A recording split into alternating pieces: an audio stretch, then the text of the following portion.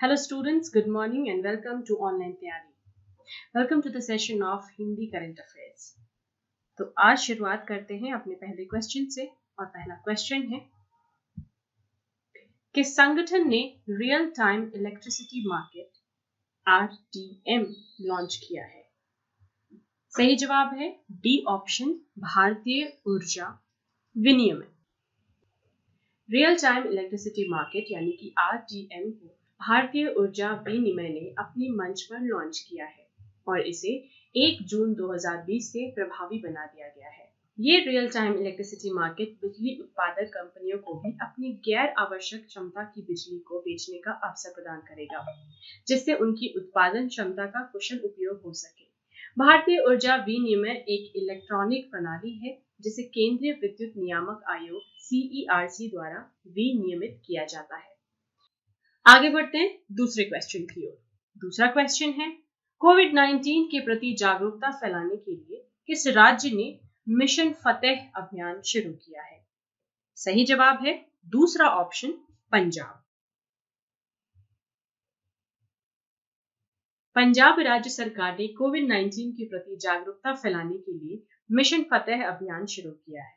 ये अभियान 1 महीने तक चलने वाला जागरूकता अभियान है जिसका उद्देश्य पंजाब के लोगों को कोविड-19 का मुकाबला करना है.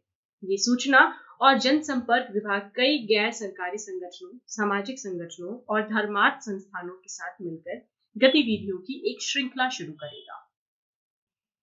थर्ड क्वेश्चन की ओर बढ़ते हैं. किस वित्त आयोग ने अपनी रिपोर्ट में पहली बार वायु गुणवत्ता EQ पर ध्यान केंद्रित किया है? और इसका उत्तर है पहला ऑप्शन, 15वीं वित्त आयोग. श्री NK सिंह के नेतृत्व में 15वीं वित्त आयोग के सदस्यों और वरिष्ठ अधिकारियों ने पर्यावरण, वन और जलवायु परिवर्तन मंत्री श्री प्रकाश जावड़ेकर की अध्यक्षता में पर्यावरण, वन और जलवायु परिवर्तन मंत्रालय के वरिष्ठ अधिकारियों के साथ विशेष रूप से शहरी इलाकों में वायु की गुणवत्ता से जुड़े मुद्दों पर एक विस्तृत बैठक की है. XVFC रिपोर्ट 2020-2021 पहला मौका था जब 15वें वित्त आयोग ने वायु गुणवत्ता पर प्रमुखता से ध्यान केंद्रित किया है. आगे बढ़ते हैं फोर्थ क्वेश्चन की ओर. CSIR NEIST किस राज्य में स्थित है? सही जवाब है C option, Assam. CSIR NIST Assam राज्य में स्थित है. एक कोविड-19 परीक्षण प्रयोगशाला पूर्वोत्तर विज्ञान और प्रौद्योगिकी संस्थान के जोरहाट परिसर में स्थापित की गई है. प्रयोगशाला का उद्घाटन असम सरकार के स्वास्थ्य और परिवार कल्याण मंत्री डॉक्टर हिमंत बिस्वा शर्मा द्वारा किया गया है. CSIR NIST के इतिहास में लैब की स्थापना एक महत्वपूर्ण मील का पत्थर है क्योंकि NEIST असम का पहला ऐसा अनुसंधान और विकास संस्थान है जहां एक परीक्षण प्रयोगशाला स्थापित की गई है. आगे बढ़ते हैं फिफ्थ क्वेश्चन की ओर. फिफ्थ क्वेश्चन है किस मंत्रालय ने चैंपियंस पोर्टल लॉन्च किया है? सही जवाब है बी ऑप्शन, सूक्ष्म, लघु और मध्यम उद्यम मंत्रालय. ये इसका सही जवाब है. सूक्ष्म, लघु और मध्यम उद्यम मंत्रालय यानी कि MSME ने चैंपियंस पोर्टल लॉन्च किया है. भारत के प्रधानमंत्री श्री नरेंद्र मोदी ने 1 जून 2020 को प्रौद्योगिकी प्लेटफॉर्म का शुभारंभ किया. प्लेटफॉर्म चैंपियंस के नाम का पूर्ण रूप creation and harmonious application of modern processes for increasing the output and national strength है.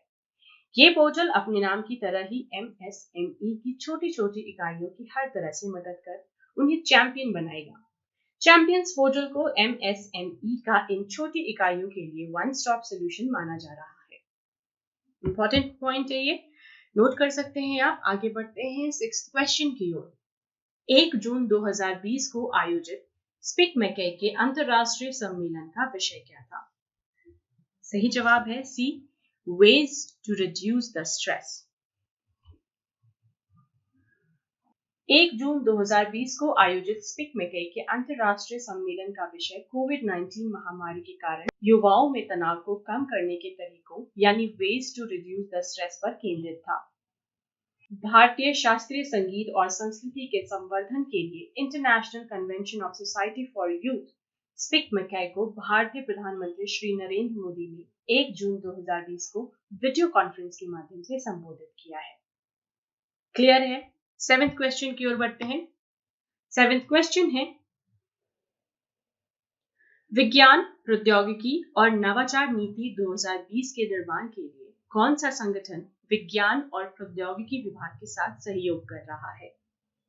सही जवाब है पहला ऑप्शन, प्रधान वैज्ञानिक सलाहकार कार्यालय।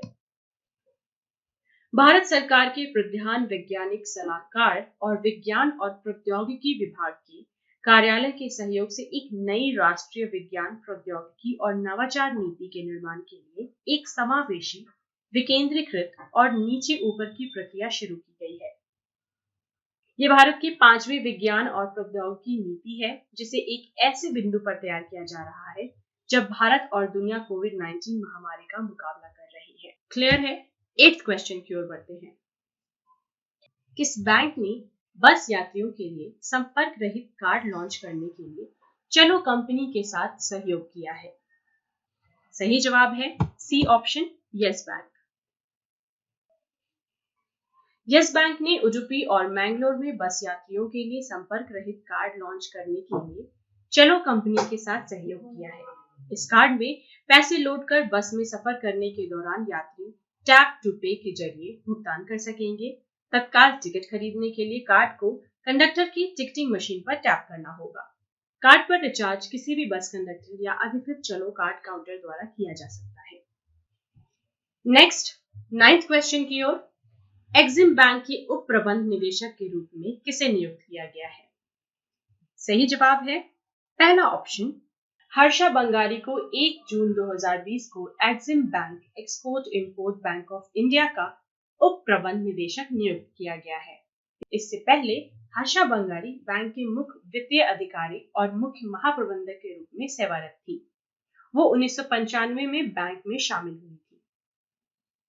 आगे बढ़ते हैं 10th क्वेश्चन की ओर। भारत के पहले ओपन ऑनलाइन कोचिंग कार्यक्रम का नाम क्या है? सही जवाब है बी ऑप्शन, खेलो इंडिया ई पाठशाला। खेलो इंडिया ई पाठशाला भारत का पहला ओपन ऑनलाइन कोचिंग प्रोग्राम है, जो देश भर के सभी जमीनी स्तर के एथलीटों के लिए भारत का पहला राष्ट्रीय स्तर का ओपन ऑनलाइन कोचिंग और शिक्षा कार्यक्रम है। कार्यक्रम का शुभारंभ युवा मामलों और खेल मंत्री किरेन रिजिजू और जनजातीय मामलों के मंत्री अर्जुन मुंडा ने एक वेबिनार के माध्यम से किया। तो ये थे आज के 10 इंपॉर्टेंट क्वेश्चन। अगले दिन फिर मिलेंगे 10 नए क्वेश्चन के साथ। तब तक स्टे ट्यून्ड टू ऑनलाइन तैयारी। Thank you.